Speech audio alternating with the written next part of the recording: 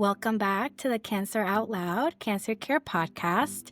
Today, I will be your guest host. My name is Sara Grisales Jaramillo, and I am the Insights and Call Center Program Manager, and I'm also an oncology social worker. Today, we have the pleasure of speaking with John Fox. John has been involved in cancer care for several years, and I had the pleasure to work with him in the Insights program. He has shared his story through multiple platforms. Thank you for sharing your story and for being here. If you can share a little bit about who you were prior to being diagnosed and what type of plans and dreams you had prior to being diagnosed. So prior to my cancer diagnoses, I was an elementary school teacher for about 10 years, primarily taught fifth grade. I think that I was about 37, almost turning 38 at the time. I was someone who I would describe as a creative, a deep thinker, a sensitive individual, sort of unique person, perhaps nonconformist in a lot of ways, and I think somebody who had a lot of complex adversity early on in life that I had been spending the majority of my adult life learning to overcome and was starting to make a lot of headway and progress in that area, which obviously cancer in many ways put on hold and then added new complexities to those things. I will say that, I think for the purpose of this podcast episode and conversation, don't necessarily want to go into detail on those issues, but happy, obviously more than happy and passionate about talking about the cancer related experiences. Yeah. And how did you get diagnosed? And what was the most challenging part of the process of being diagnosed and then through treatment?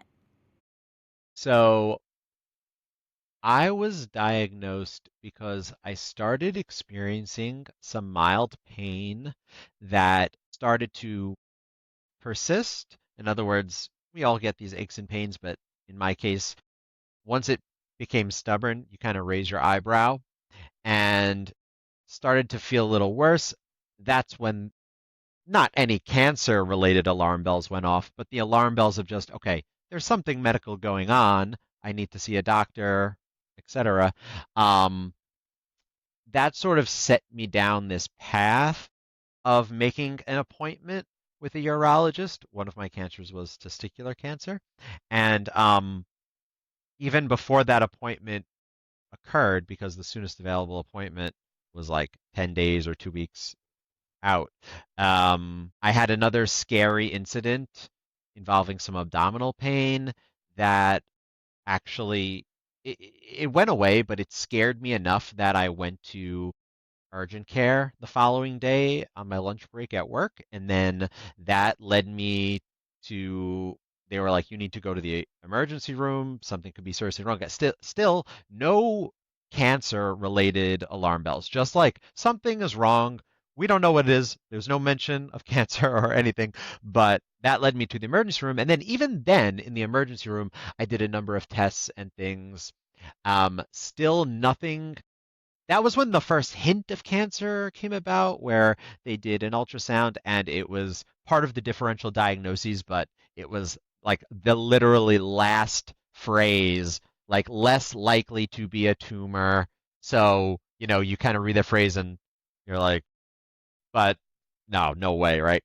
Um, and then a bunch of things proceeded from there that led to the doctor getting diagnosed. I think I wanted to highlight the fact that actually getting diagnosed, and I know this is not the case for some people, and I recognize that, especially people of certain demographics, it can actually be very long and frustrating and completely unfair process of even getting a diagnosis. I've experienced that not with cancer, but with other health issues. But anyway, I would say in my case, getting diagnosed was not difficult. It was quite straightforward, happened pretty quickly. The hardest part, hmm, that's, I think, I think just the normal emotions that accompany that, the state of shock and fear and uncertainty, that I would imagine anyone, certainly a young person that gets a cancer diagnosis, goes through. But again, I feel like that part of the journey, looking back, felt very like, yeah, standard. Like I would expect that to happen. It's okay that that happened. Did not feel, when I look at my whole cancer experience and narrative, that's not the part that feels like, my gosh, I still struggle with this. The early part felt very, it was hard, but it was very sort of a linear, straightforward path, I would say, for me. Yeah.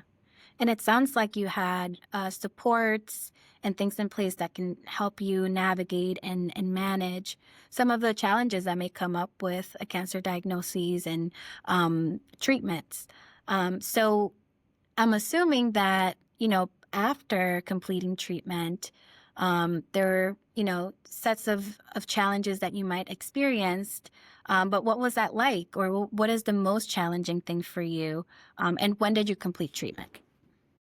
Yeah, that's a great question. I'm really appreciative of you asking that because I think what a lot of people who haven't um, experienced a cancer diagnosis and treatment, and even people early on, I would put myself in this category too, and a lot of the friends I've made along the way, we all kind of share this experience that when you're first going through it, you don't realize this, and it really takes you by surprise that, and I also want to recognize that not everyone, again, not everyone is able to get to a point where they're fully can say like cancer is behind them. And I guess it's always hard to say with 100% certainty that it's behind you. But in terms of completing treatment and getting to a state of survivorship post cancer or after cancer, if you will, um, often for those of us lucky enough to get to that place, that's actually the most difficult part.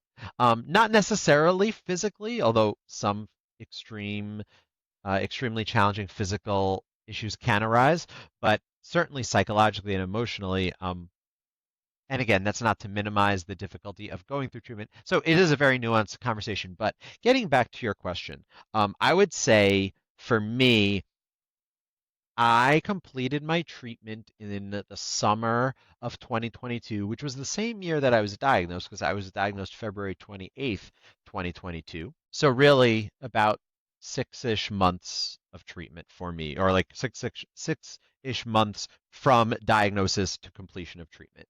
Although I guess technically recovery went until like September, October of that year.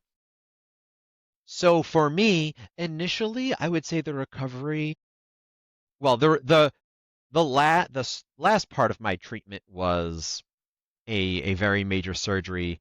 The first 6 weeks recovering from were by far the hardest 6 weeks of my entire life, and it's hard to imagine anything being harder than that.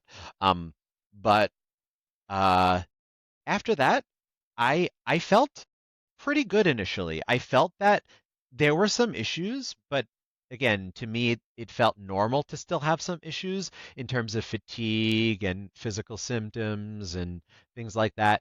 But I definitely noticed the difference compared to how I felt when I was in treatment, and so I felt like I was on a good trajectory and a good path. And I just thought, you know what, with time and more healing, things would improve. I think what I did not expect or anticipate or was told to me, and this part also I think made it extra hard. And maybe everyone's a little bit different. I know maybe some people feel like if you're told too much ahead of time, maybe that can add anxiety. For me, it's the other way around.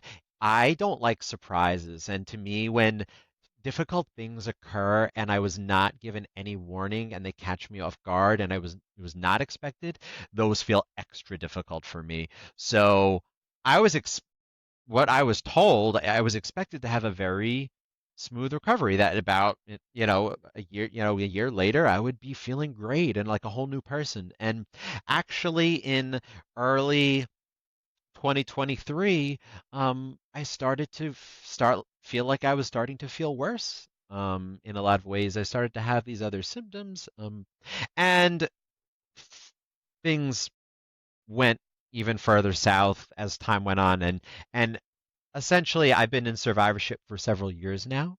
And as you know, Sarah, like I've had a number of very serious, difficult, frustrating health issues and complications arise, some of which are can be clearly linked to my cancer treatment, others not as clearly linked.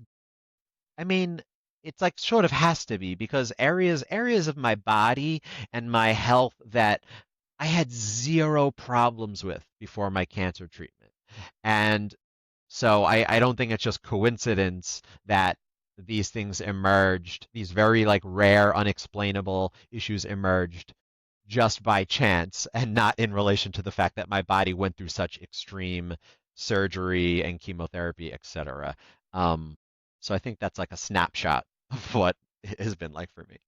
Yeah, and it sounds like although it is a nuanced topic because everyone's body is different and everyone has a different experience depending of, a plethora of factors, the one thing that is consistent that I've also heard, throughout my time at CancerCare as well, is that when you complete treatment, there is this expectation that everything will go back to quote unquote normal, right? Based on the conversations you may have with your medical team.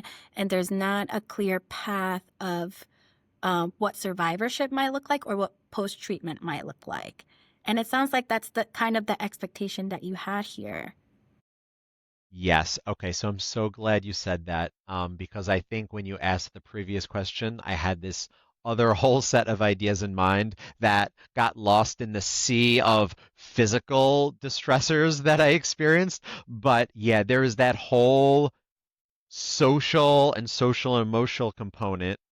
So there's so much here. There's a few major things I want to mention though. So yes, I think people understandably have no conception of the fact that going through cancer often, I mean, I know it can look different and it often will look not exactly the same for everyone, but when you go through extreme cancer treatment, um, the profound effect it has on your body and mind, like the fact that something like that, an experience like that, especially at a young age when it's so unexpected, and so much of your life is just not constructed in a way you don't have the supports built up. You don't have the emotional wisdom and life experience. You don't have the financial stability. You don't have the necessarily like secure, like it just it is such a traumatic experience. It is such a trauma and it I mean in my case it's still an ongoing process. I've been out of treatment for 3 years. It I know now that it's not surprising that it can take years to process that and fully psychologically recover from that, and I'm sure some of that you probably carry with you always, just like any really difficult traumatic experience you've had in your life. And it's not to say that you can't grow and heal. And I have in so many ways, thanks to people like you and social workers that have, and all the people that have supported me along the way. But it it is really difficult. And that's just the psychological level. Even on the physical level, certain things are really hard for me now that people don't see in terms of bathroom or eating or all sorts of things. And so I think what I wish society had more awareness of is I just had this conversation in a support group in a support group the other day. So one of my friends and fellow survivors said, when somebody has a shoulder injury, that's that's understood in society where you wouldn't ask that person to then like help me lift something heavy. Like I need to move my couch. Can you like no one would do that. They understand your shoulder just had this huge injury and surgery and it needs to heal.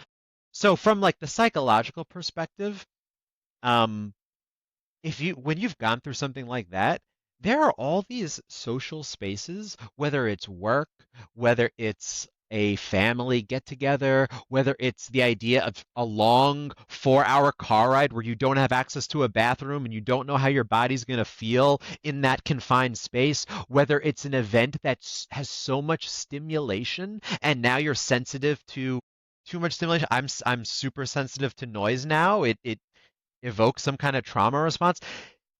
that fills you with so much anxiety and that just the thought of being in that situation. And so when you have to say no, you often will feel guilty. And even if you don't feel guilty, people won't understand. They'll say, like, I don't get it. Like, you finished treatment a year ago. Why can't you come to my bachelor party? Like, why can't you, like, haven't you like can't you just move on? Um, they don't understand that there's still so much grief and anxiety and all sorts of things that are still there that take a lot of time and often feel like sometimes like there are days where you feel like I don't know how I'm ever going to get through this, and you're just taking it one day at a time. Yeah. And so it sounds like the survivorship experience, especially as, a young adult, right, is pretty invisible in so many different aspects, right? So I'm hearing the emotional and psychological component, but I'm also hearing the social component, the social aspect with friends and family and loved ones. And I'm also hearing physical components that may not be, visibly visible, to the public. And so there's so many aspects that change after a cancer diagnosis that most people are not aware. And in your case, it sounds like, of course, how would you know? Most people won't know. Yeah, and I think, of course, it depends on the severity of your treatment. I had a very severe, you know, sequence of treatments. And again, not to say, I would never want to like have someone listen to this and think, oh my gosh, if I get a cancer diagnosis, like this is going to be my fate, right? But often this is what happens to a lot of us. And we have these long-lasting effects that are invisible. And I think like whether those are physical, whether those are psychological, whether it's a combination of the two, often it is a combination of the two. And I really think I'm certainly someone in the category, and it's not uncommon. I don't think that I'm some rare. I mean, everyone has their unique story and experience, but my experience in describing all of this is not some rare phenomenon, some fringe case. This is more the rule rather than the exception for young adult cancer survivors, which is that even again, if you're lucky enough to become NED, no evidence of disease, and get to that post-cancer survivorship phase, you have been so affected and impacted in a way where because of all these things we're talking about, like the difficulty itself, society's inability to understand and empathize, and it's it really feels so difficult to reintegrate into quote unquote normal life. And I really do liken it to a situation of if someone is serving in the military and then gets physically wounded where they lose a limb or multiple limbs or they have PTSD or all the things that occur in that setting. When they come back, society understands that they need the VA, they need help with housing and health care and employment and all these things that are difficult. I think it's this the same is true for AYA cancer survivors. I'm I'm someone that for a long time commuting to work was very difficult because I may need to run to the bathroom unexpectedly. And how am I going to sit on a subway for an hour? Like, and even the idea of that, even if it was a small chance, the fear and anxiety that evoked in me. I'm someone that I need to stay hydrated to keep my nerve pain under control. So I need access to a bathroom every hour. Like so I was an elementary school teacher. That was not an option. I also got to a point where and I'm still kind of in this era of for whatever reason when I go outside of my routine, I feel stressed and all my physical symptoms flare up and get worse. And so for me, I feel like what I need, and fortunately I was just able to find, but it was really hard. I looked for a long time, a job where I can work remotely from home, from the comfort of my own home. I have the food that I can eat because of my very restrictive diet now. I have access to a bathroom whenever I need it, privacy. I have, all these things. There are people that with their neuropathy, they're sensitive to cold. The schools that I worked in the New York City public school system. The heat didn't work half the time. Um, so there's just all these things that make reintegrating into society, and that's just like work. And then if you can't work 40 hours a week because of fatigue, like let's say you can only work 20 hours a week. You can only work part-time. So now you need to find part-time work that's manageable. So now how are you going to afford housing in a city like New York City? I mean, so now you need help with housing, unless or you have to live with your parents. And I think people realize if you're in your 20s or 30s or early 40s, living with your parents is the last thing that you want to do. It has now you feel like cancer has taken away your sense of autonomy and independence.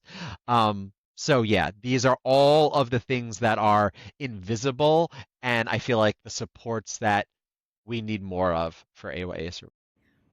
Yeah, especially I think because I won't say it's a small community because there's a lot of AY cancer survivors, right? But compared to the larger cancer community, um, it can be a small community, which explains the gap of services and the need of more services. You mentioned something earlier in terms of grief. And I'm a little bit curious about some of the things that you are grieving or have grieved post treatment and post finishing your cancer treatment. Yes. So I'm sure that I could sit here and make a list of a lot of things, but two things come to mind for me. I think one is because it's something that I encounter and still experience, and I will experience for the rest of my life every day.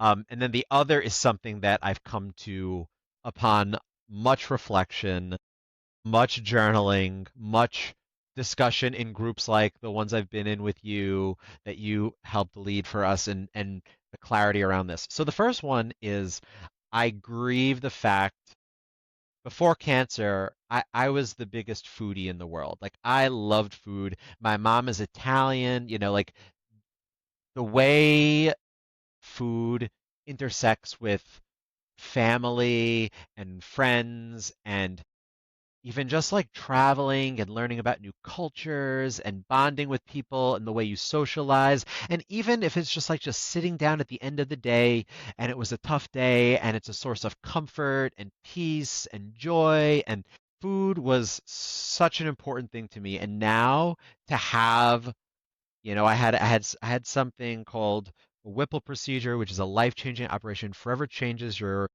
digestive system and how it functions. And food is such a tricky, difficult thing for me now. And it's really a lifelong journey of adjusting, and it has gotten better, and I'm hopeful that it will continue to get better, but it will never be the same. And it will always be something I have to worry about and think about and put energy into and stay on top of and have occasional flare-ups. Anyway, so I grieve that this tremendous source of joy my whole life and just the whole way I was brought up to live was taken from me. The other thing is that I think, this is something perhaps it's different when it happens very slowly over time, almost like the whole idea of boiling a frog. It's kind of considered normal and feels natural. And as you age and get older, your body starts to not work the same, and things, by the time you reach your fifth decade of life, sixth decade of life, seventh decade of life, and now you have health problems. That this is everyone goes through this, and it's gradual usually, right? And even for people that have more serious things, it's like, okay, they had to have a knee replacement, and now I think the fact that obviously, well, in addition to all the long-lasting physical symptoms that arise from severe cancer treatment, the fact that even the idea that you could have had a part of your body mutate and try to kill you, and the fear that instills, I grieve the sense of safety and comfort in my own body. I miss that sense of just like carefree ease. I just feel comfortable physically. I feel comfortable psychologically. And talking to a lot of other survivors, we all feel this, I think. I think that's something that it's really hard to imagine ever. Certainly, if you have long-lasting physical symptoms, you always have this nagging discomfort physically. But then on the psychological level, whenever you get like a little ache and pain, what used to be something you wouldn't think twice about is now you have to like, it's like, all right, I need to like recruit all the armies that I've amassed. So like we have to like not go into panic mode and not have a like nervous breakdown because this could be a sign of a cancer recurrence or something. And so yeah, I miss that's almost like an innocence, like not like a childhood innocence because it's something you experience as an adult until you get this unexpected out of the blue um really serious life-threatening illness, and I miss that sense of just being able to go out and just not think about anything other than being present and being and feeling secure in the moment. Yeah. Yeah. Yeah. Yeah, and it sounds like, one, as we talked about before, this is not something you prepare for, right? Or you can prepare for, right? Because you mentioned it is a traumatic experience. And for most people, getting through treatment, it's kind of like that fight or flight response where like, you have to survive, you have to get through treatment. Like you don't even think about what's going to happen afterwards and that you're probably just relieved to finish cancer treatment. But it also makes me think about how interconnected everything is, right? So you mentioned the trauma, but you also mentioned the grief of missing things that brought you joy, who you were as a person, and then also just the disconnect between your mind and your body and not being able to feel safe or comfortable in your own body.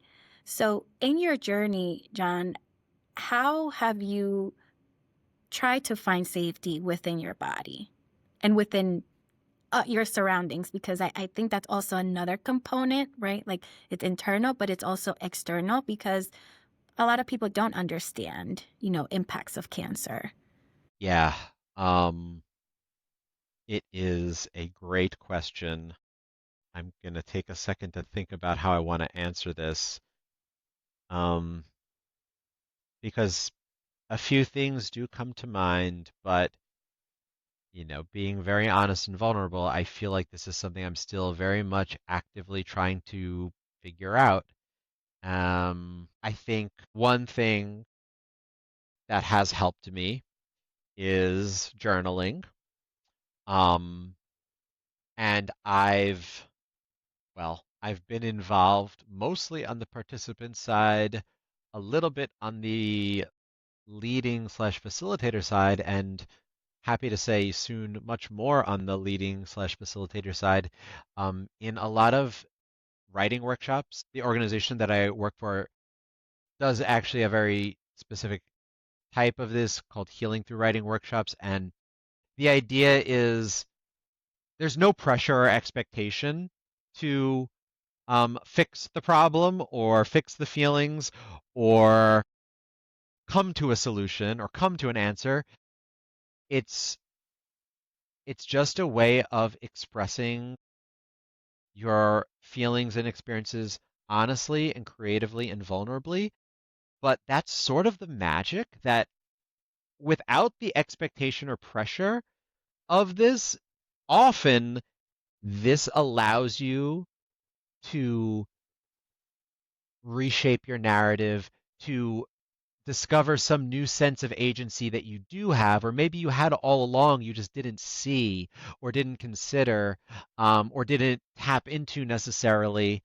Um, and and this happens in all sorts of ways, and that's the beauty of creativity. It's so flexible, and um, one way it happens is you end up developing an awareness over things that were so just usual or like you just didn't take the time to be mindful of. So like often this can just be like, what are like just a question again, without the pressure of an answer, but like what are three ways in which your body actually has demonstrated some resilience?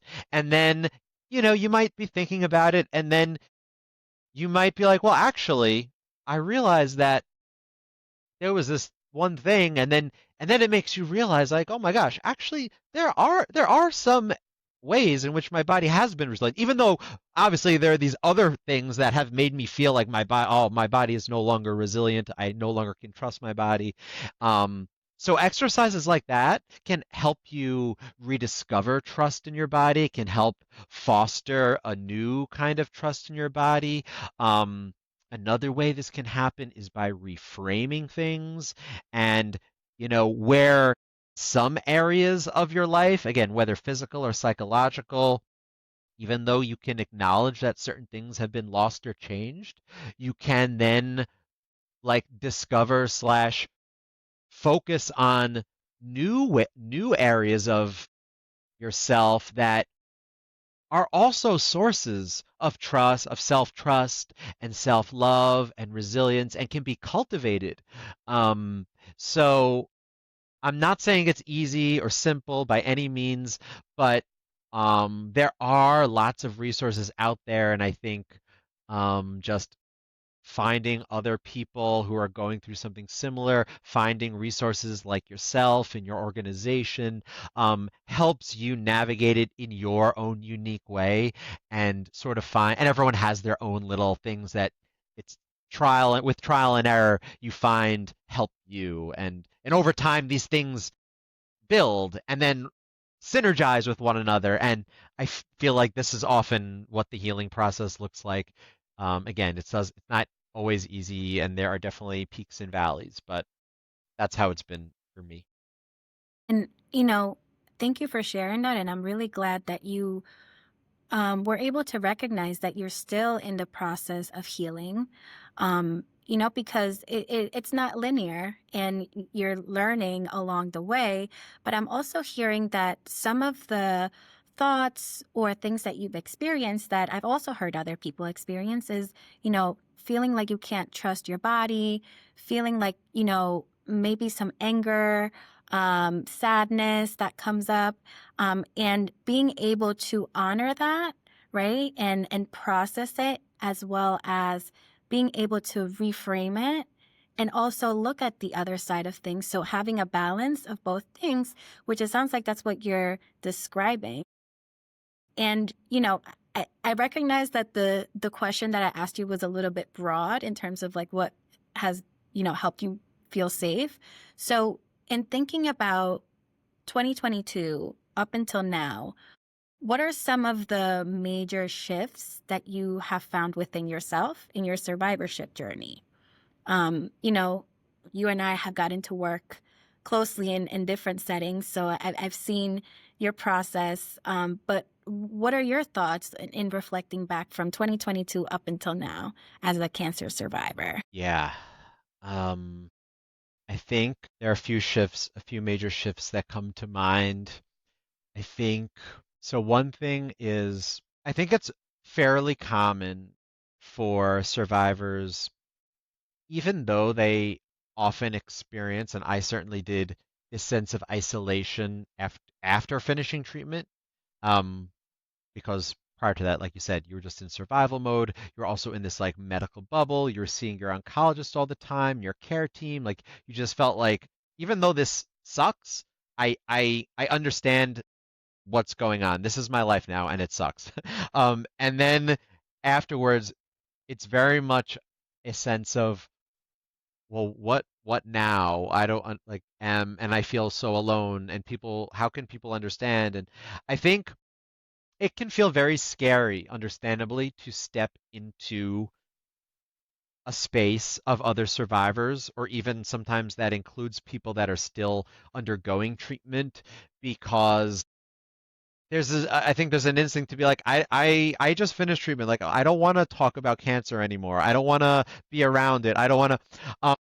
But I think what a lot of us for one reason or another, I'm not sure why, like maybe just you realize that you're feeling alone and you're realizing you want to connect with people who understand, and it kind of leads you down this path of, I think, for me, getting involved in those spaces. And that does a few things. It lets you form some, let's just say, relationships. I mean, and often those relationships transform into friendships. Um, with people who have gone through very similar experiences or in a very similar state in their survivorship journey or experience, where just like you, they feel like I don't know what to do now and I'm confused and I have all these feelings and it's complex.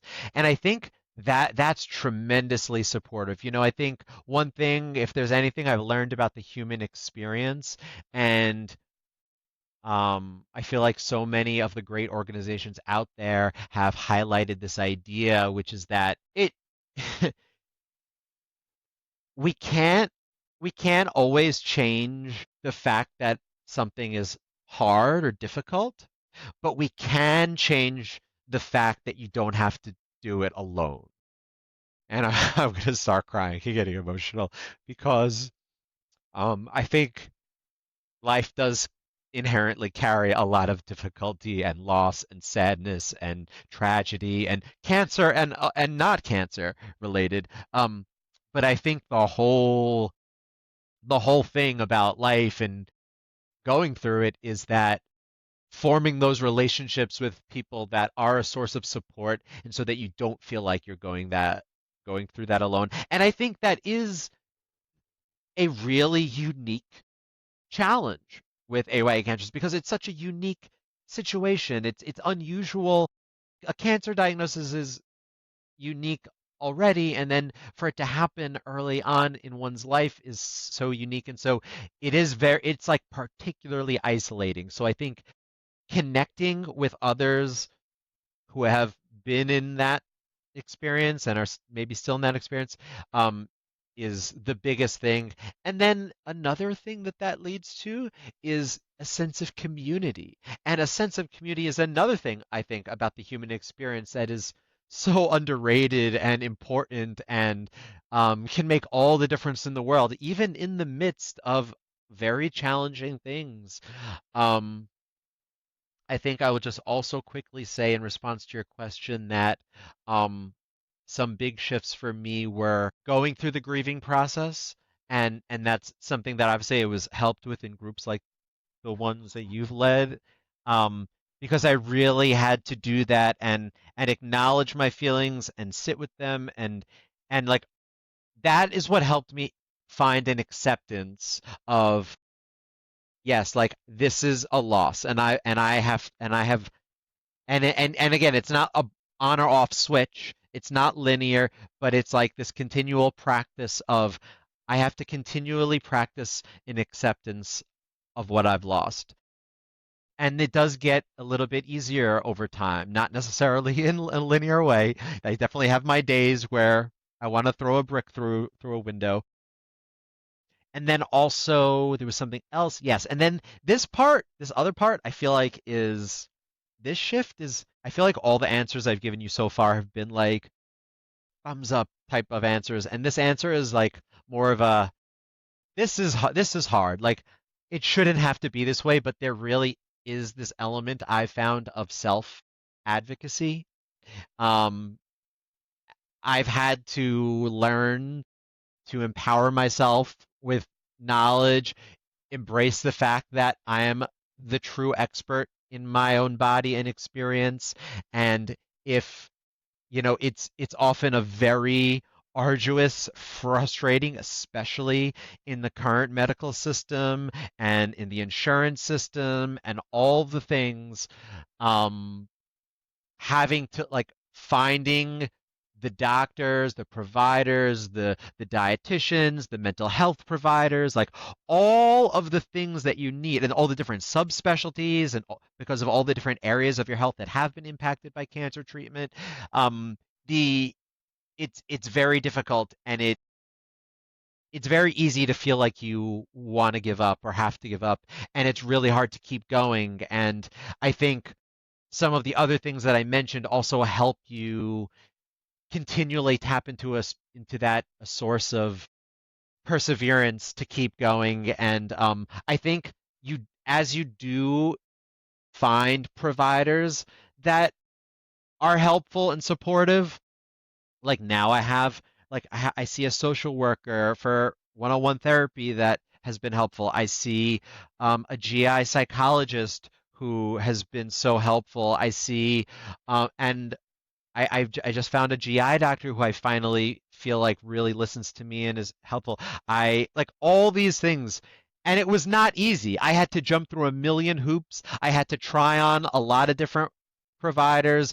I had to like try on some that initially seemed like, okay, maybe this is the one, but then like they weren't listening to me. They were dismissing my symptoms. They like were curt with me in appointments.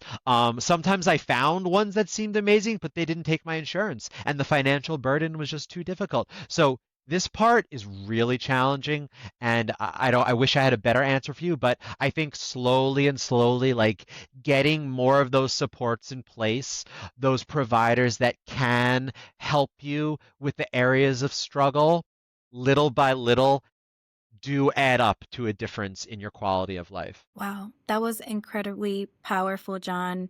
Just hearing some of these things, one community, absolutely important and powerful, but also empowering yourself to actually find the support and services you needed after completing treatment. I think that's the most difficult part because most people don't know. So what I'm hearing is that, you had to analyze your financial situation and find ways that you can get support for appointments, specialists, right? So for someone who is just now getting off of treatment, sounds like that is something that they should consider, as well as some post care with dietitians, psychological care, emotional support, all of those components that, maybe one or two cancer centers may have some type of services that way, but not overall, and not something that is readily available for young adults and young adult survivors. And I'm wondering, for those who are listening that are survivors or they are approaching the end of their treatment and their post treatment phase, and maybe they're isolating themselves because it is normal to want to isolate after something extremely traumatic, like, going through treatment. What piece of advice would you give to them when they're in a season of isolation? So I think I'm going to echo what I said before about seeking out those organizations and communities where they can connect with other survivors. Um, I'll add a bit of additional nuance and perhaps advice on this subject. So I think, and I actually can't remember in my personal case whether this was something that happened naturally or I did need to be intentional about, but I will say that there are many organizations out there um, that are specifically built and funded and put together whose mission is to serve the AYA cancer population.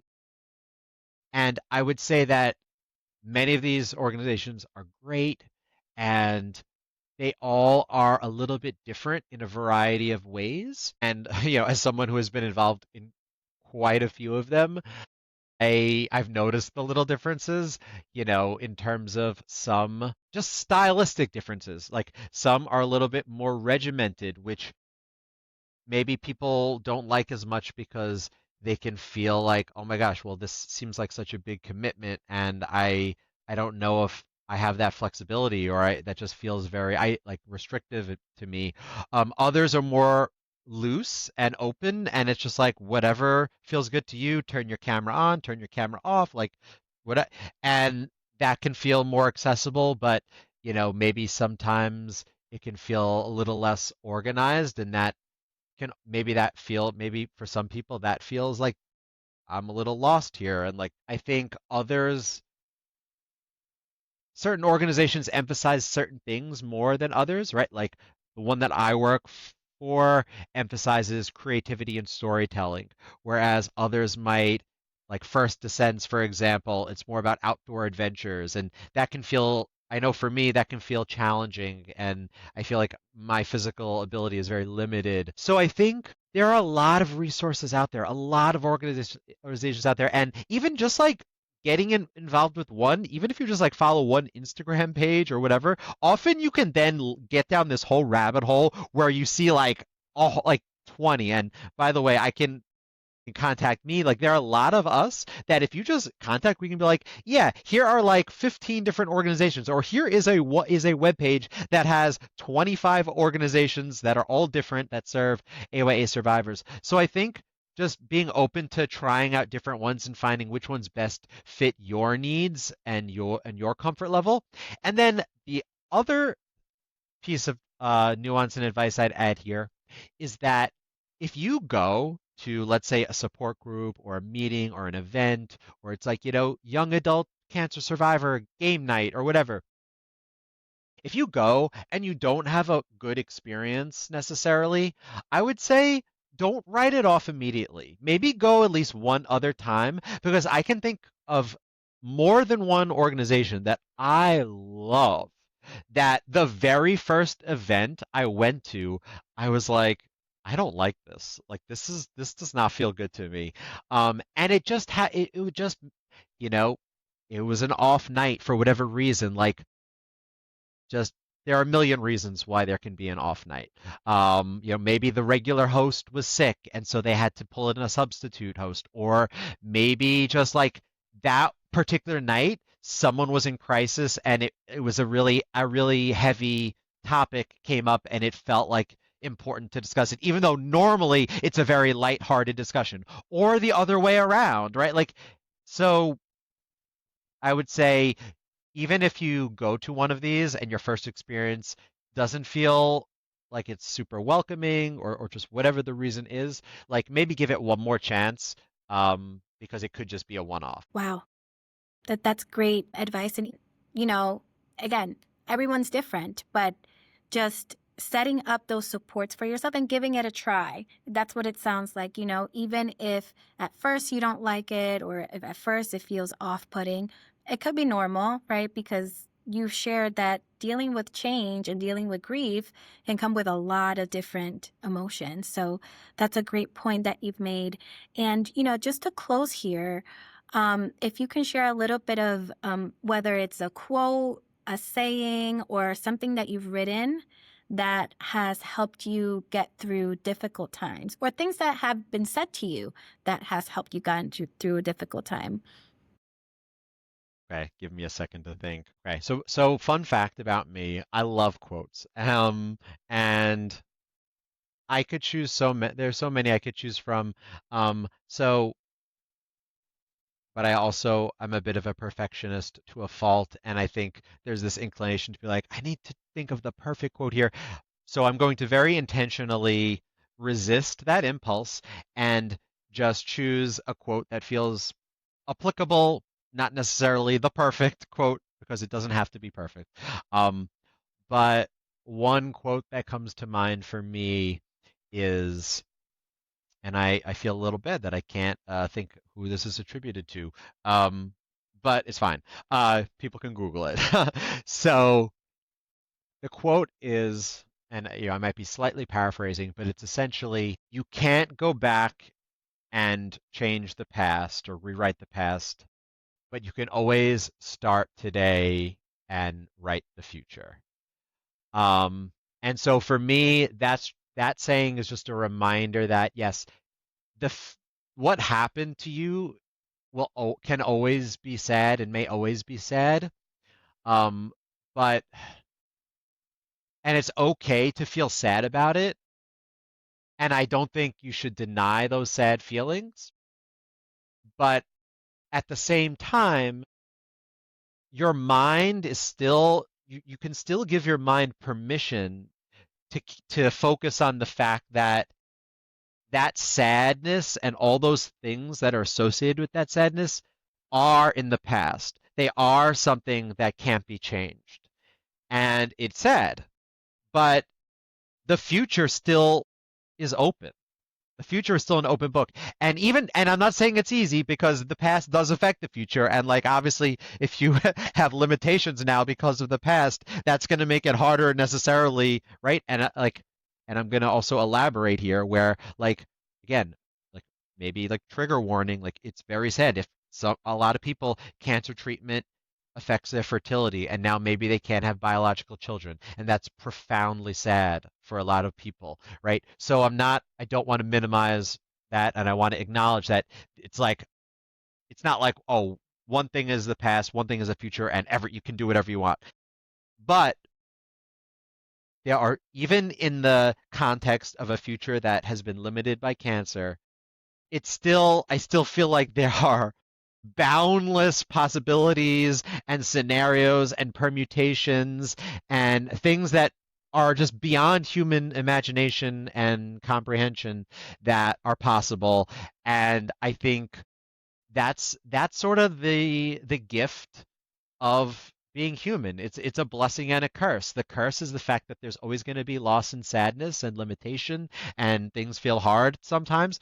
But the gift is that there's always there's always something to be hopeful for. There's always something to be grateful for, and they're not mutually exclusive. And if you can always just remember that, like, and again, I could go on and on about this, and I'm happy to be a resource. And there are people out there that are more than happy, like yourself, to like help and support people in trying to deal with this very difficult thing. I mean, I don't know, John. You said that you couldn't find a perfect quote, but I think this is the perfect, not just quote, but saying, and just off of your experience, because it can be pretty difficult to hold two opposing things. And it's human nature to want to go from one side to the other. But I'm hearing that you're trying to find the and in things. Like, this might be really difficult, and you still have an opportunity to reinvent yourself and go after your passions and go after things that maybe you couldn't do before or that weren't imaginable before. So that's wonderful. Thank you so, so much. Is there anything else that you want to share before we wrap up? I think I will just quickly say, well, I want to say thank you, of course, to you, Sarah. I think in reference to what you just said, my friend and now colleague, Kayla, often says it's a both and it's this concept that I love so much.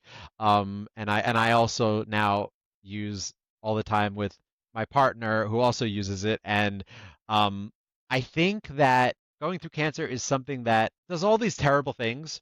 But speaking of a both and, there are some things that have been good that have come out of cancer. And that, again, does not take away from or negate all the many horrible things that it has also created. But one of these is I've noticed I have a greater capacity, awareness and capacity to identify that multiple feelings can coexist and be simultaneously, just in general. And that was like a perfect example. Um, and it's really interesting how like I can feel excited and scared at the same time. I can feel sad and grateful at the same time.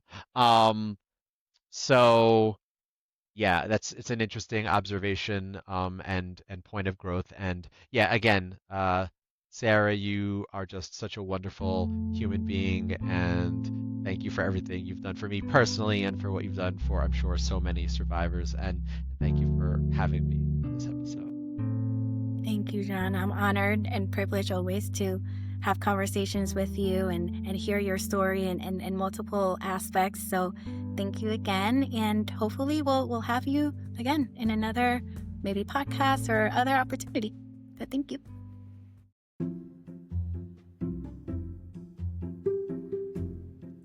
Thanks for tuning in to Cancer Out Loud, the CancerCare podcast.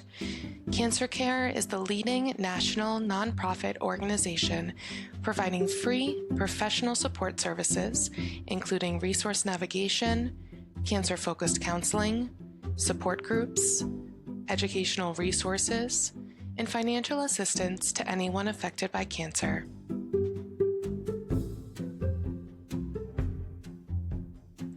You can visit us online at cancercare.org or call our toll-free Hope line at 800-813-HOPE. That's 800-813-4673 to speak with a master's prepared oncology social worker.